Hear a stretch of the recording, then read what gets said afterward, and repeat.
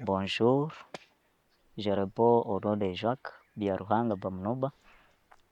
Je suis congolais de la nationalité et puis je suis de tribu Hema. Je suis des collectivités secteur de Bamaside dans la province de l'Itouré, territoire d'Irumu, collectivité secteur de Bamaside, dans le groupement Babiasi. C'est là où mon origine est. Pendant la période de la guerre, ce disparu, c'était juste à la 2003 à Bogor. Quand je suis né handicapé, mon père a abandonné ma mère, soit disant que non, avoir un enfant handicapé chez lui, vraiment, ça ne pouvait pas marcher. Et c'est comme ça qu'il a abandonné ma mère.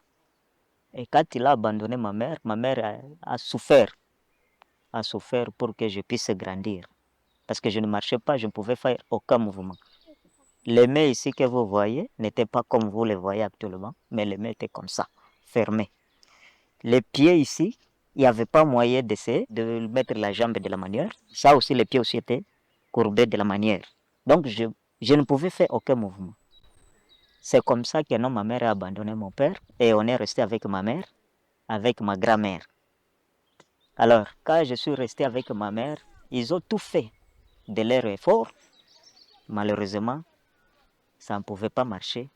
Et c'est comme ça que non, je suis resté toujours comme ça.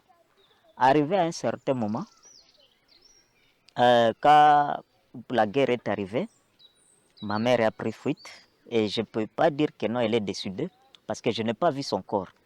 Mais elle est disparue depuis 2003 jusqu'à présent. C'est presque 20 d'années que je n'ai jamais vu ma mère. Et je ne connais pas si elle est vivante ou soit elle est morte. Je ne sais pas. Alors, on est resté avec ma grand-mère par la grâce de Dieu. On est resté avec ma grand-mère. Quand on est resté avec ma grand-mère, arrivé à un âge quelconque, à l'âge de 8 ans, j'ai commencé les études primaires. Ma grand-mère m'a mis à l'école primaire. Ma grand-mère me transportait, me ramène à l'école et de là encore, soit madame, soit monsieur, soit quelqu'un de bonne volonté, soit ma grand-mère encore peut venir à l'école me prendre pour que je rentre à la maison. C'était comme ça. Et c'était difficile, ce n'était pas facile. Je vous assure, c'était vraiment douloureux. Alors, à ce moment-là, j'ai étudié première année, deuxième, troisième, quatrième, cinquième. Arrivé à quatrième primaire, un jour quand je dormais, j'ai eu une rêve. Donc j'ai eu un rêve. Je rêvais quelqu'un me soulevait. Quelqu'un me soulevait puis me disait, mets-toi debout, force-toi et force-toi de se mettre debout. Et le même jour, c'était la nuit quand je dormais. C'était une songe. Je me suis réveillé et j'ai senti comme si c'est un air là qui est passé vraiment de mon corps. Donc mon corps a changé. Mon corps a changé. J'ai essayé de me réveiller. Je me suis vu, je me suis réveillé. Et quand j'ai appelé la grand-mère vient me soulever du lit. Franchement, ce jour-là, j'ai commencé à marcher, à jeter un pas, un pas, un pas. C'est comme ça que je me suis efforcé. J'ai dit, je ne peux plus encore marcher en genoux comme ça. Non, j'ai commencé à marcher petit à petit. Et puis ça a pris un temps, presque 6 mois. Et après 6 mois, j'ai commencé à marcher correctement. Et maintenant, ma grand-mère commençait à faire quoi? À masser mes mains. C'est comme ça que vous voyez actuellement mes mains comme ça. J'ai commencé à écrire parce qu'auparavant, même si je suis arrivé à 4e primaire, je n'écrivais pas parce qu'il n'y avait pas moyen de prendre les stylos ni les crayons. Et juste quand ma mère a commencé des mouvements pareils, ma grand-mère a commencé des mouvements pareils, c'est comme ça que jusqu'à présent, j'ai commencé à prendre les stylos et à écrire. Actuellement, j'écris très bien. Ce n'était pas facile.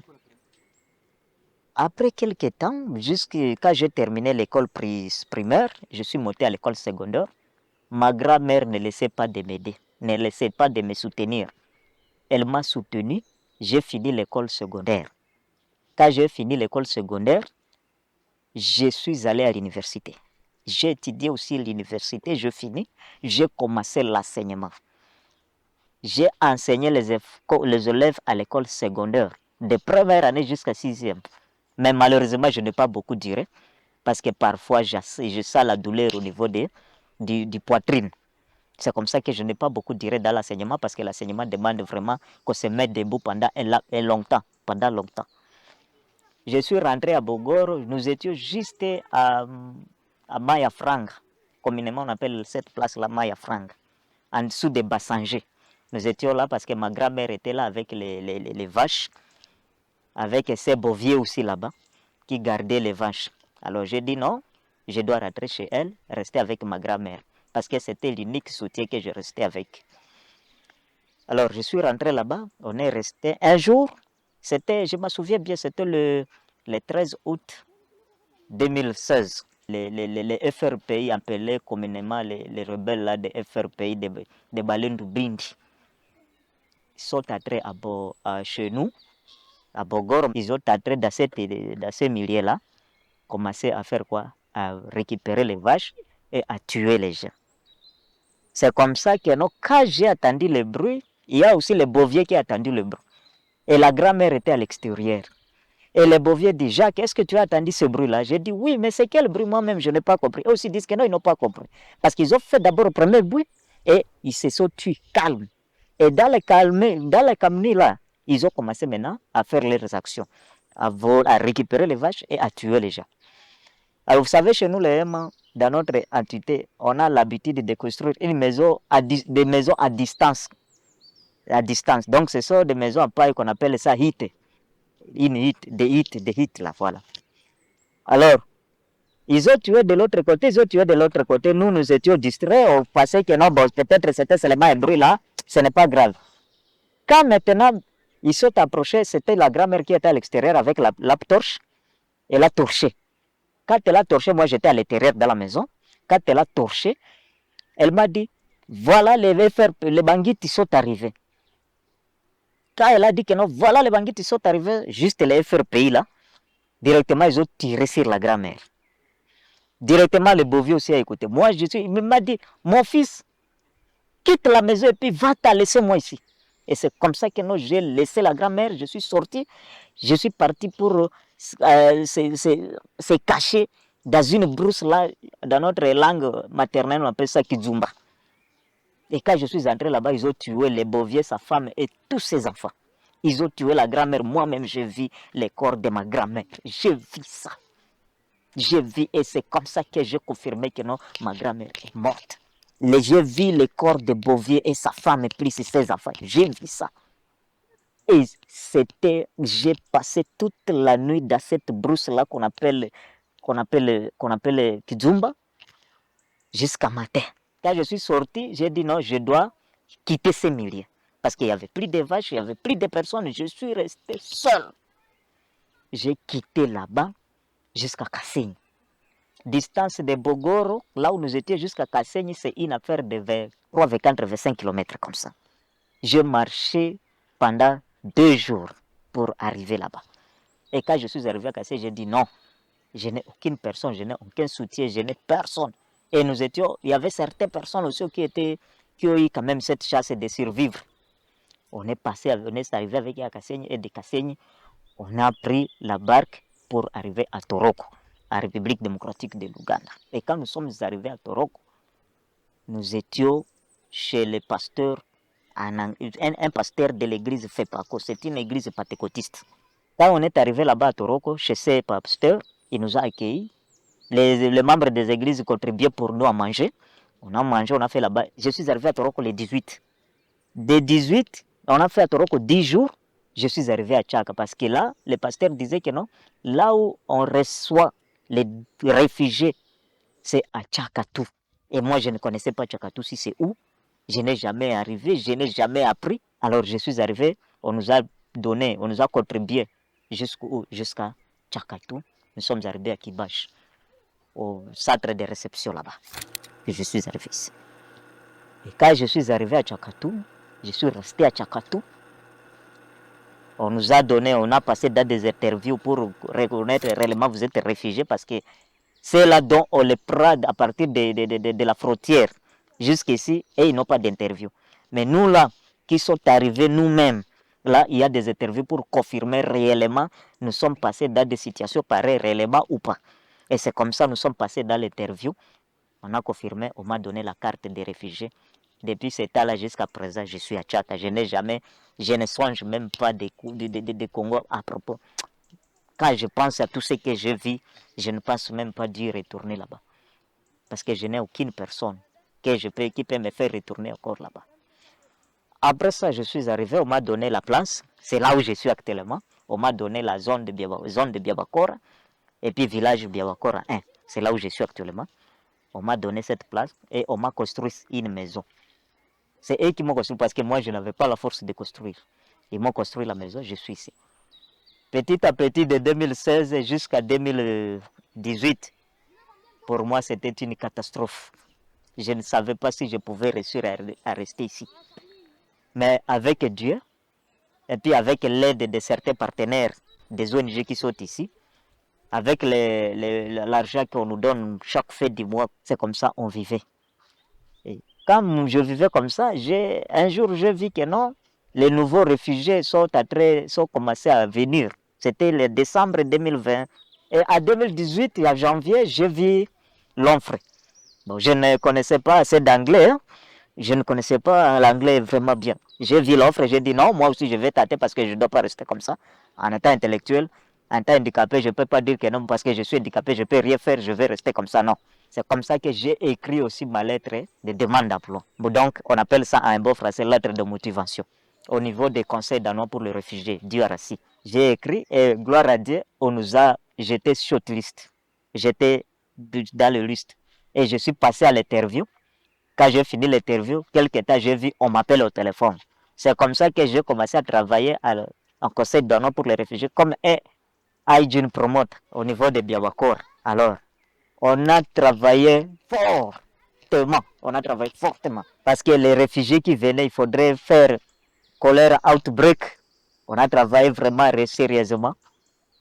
C'est comme ça que j'étais hygiene promote. On nous payait, nous les hygiene promote, on nous payait 250 000 shekels par mois. Et j'ai commencé là quand même, je voyais ma vie commencer un peu à changer. Hein, parce que quand on touche un peu là, on voit que non, il y a un peu de changement. La vie aussi change un peu. Alors, j'ai conservé un peu d'argent et puis j'ai utilisé aussi un peu. Parce que mon objectif était, voilà, maintenant, je n'ai aucune personne, je n'ai aucune famille, je n'ai personne. Il me faut me marier. Or, tout le monde me disait que non, toi, à ton état, aucune fille va t'accepter. Et parfois, j'étais déçu, je disais, mais Dieu, pourquoi tu m'as créé comme ça? Pourquoi ça? Mais après, j'ai vu que non, je dois essayer. Mieux vaut essayer avant de se désespérer. C'est comme ça que j'ai essayé, j'ai conservé un peu d'argent. Et c'est comme ça que j'ai épousé ma femme. J'ai épousé ma femme en 2021. L'infirmier ou soit le médecin, je ne sais pas, mais du village, on voyait comment travailler avec l'hôpital et nous étions comme des collaborateurs. Donc les intermédiaires entre l'hôpital et la population du village. C'est comme ça que je travaillais. Et on nous payait aussi un petit rien, une affaire de 50 000 shekels par mois. On nous donnait 50 000 shekels par mois. Et avec ça aussi, à part ça, j'ai eu encore la chance de travailler avec TPO. J'ai travaillé avec TPO et avec TPO, on nous donnait une affaire de 300 000 shekels par mois. Et c'est comme ça que j'ai conservé un peu d'argent, et puis la vie a commencé un peu à changer. On se sait, mais quand même, avec l'handicap, ce n'est pas la fin du monde, quand même, on peut aussi exister. Et c'est comme ça que j'ai épousé ma femme. Actuellement, j'ai les enfants, donc je suis arrivé ici sans aucune personne. Aujourd'hui, j'ai des enfants, j'ai une femme, je vois maintenant, j'ai la famille. C'est ce qui me plaît actuellement beaucoup et ça me motive de travailler fort. Malgré la vie, mais quand même, on se débrouille pour que la famille soit errée. De toutes les façons, on se débrouille pour que la famille soit errée. Et ma famille, j'affirme, ça va. Ça va. Avec ma contribution et l'aide du Seigneur, ma famille, ça va. Alors, c'est comme ça que non. Petit à petit, quand on a travaillé avec TPO, le contrat est fini. Et puis, brusquement, comme ça aussi, comme on est VST, nous devons mobiliser pour tout l'ONG qui arrive à Tchakatou, qui a les missions de travailler à Biabakor. On est là.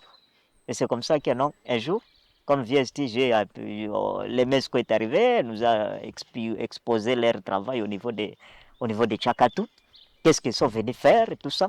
Et nous devons mobiliser maintenant la population. C'est comme ça que non, quand MESCO nous a appelés à la réunion pour nous faire voir qu'est-ce qui marche. C'était juste pendant la période de débat la première fois à Mukondo. Je me souviens, à U7 à Demokondo, nous étions là. Et ils nous ont expliqué tout. Et puis, nous sommes rentrés maintenant dans nos villages pour expliquer à la population. Et c'est comme ça. On était là comme les mobilisateurs. Quand EMESCO veut travailler au niveau de notre zone, nous étions là pour mobiliser la population, venir écouter. S'il y a certaines choses, voilà, c'est comme ça que j'ai connu EMESCO jusqu'à présent. Chers amis, je vous dis, être handicapé, ce n'est pas la fin du monde. Être handicapé ne veut pas dire que non, vous n'allez rien faire dans la vie. C'est pas ça. Prenez votre courage si vous êtes handicapé. Toute personne qui m'écoute et puis il est handicapé, qu'il sache que non, il est un homme fort, il est une femme forte, il est une fille forte. Et un handicapé doit étudier, un handicapé a le droit de tout comme toute personne. Je vous ai pris et puis je dis merci beaucoup pour me contacter et puis me parler de moi. Parler de moi, ce n'est pas quelque chose de facile. Vraiment, je remercie Dieu. Et puis, je souhaite à toute personne qui va m'écouter qu'il prenne courage de cette histoire que je viens de le dire à propos de moi-même. Merci beaucoup. Bon courage à tout le monde.